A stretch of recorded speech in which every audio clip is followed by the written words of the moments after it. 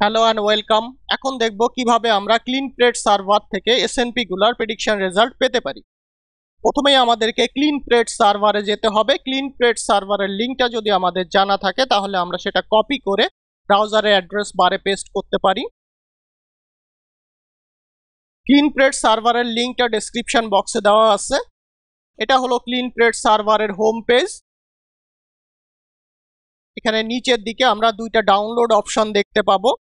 যেমন একটা হলো pre calculated ClinPred score based on sequence position on HG19 or GRCH37 human genome build.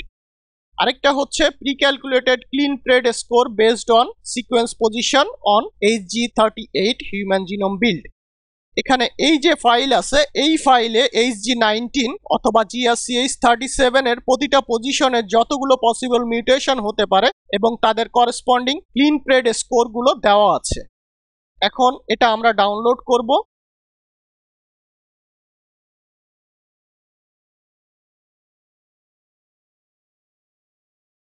এখান থেকে ডাউনলোডে ক্লিক করতে হবে, ডাউনলোড এনিওয়ে। এই ফাইলটা অনেক বড়, অলমোস্ট 2.5 GB হওয়ার কারণে ডাউনলোড করতে অনেক টাইম লাগবে, এজন্য আমি এটা আগেই ডাউনলোড করে রেখেছি। যেটা আছে হচ্ছে ডাউনলোডস ফোল্ডারে। আমরা যদি দেখি, এটা হচ্ছে সেই ডাউনলোডেড ফাইলটা। সো এটাকে আমরা পজ দিতে পারি।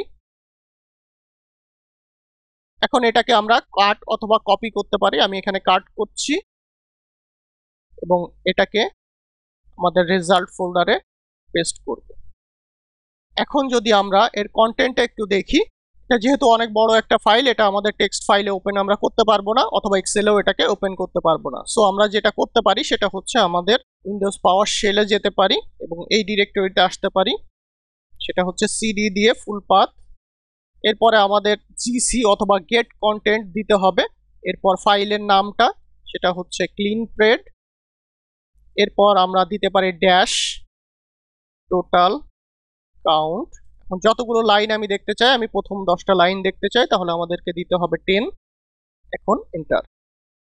তাহলে আমরা দেখতে পাচ্ছি এখানে প্রথমে আছে ক্রোমোজোম নাম্বার, এরপরে স্টার্ট মানে ক্রোমোজোমাল পজিশন, এরপর রেফারেন্স অ্যালিল অথবা নিউক্লিওটাইড, এরপরে অল্টারনেটিভ নিউক্লিওটাইড অথবা অ্যালিল, এরপরে হচ্ছে ক্লিন প্রেড স্কোর। এবং এই ফাইলটা হচ্ছে ট্যাব ডিলিমিটেড একটা ফাইল।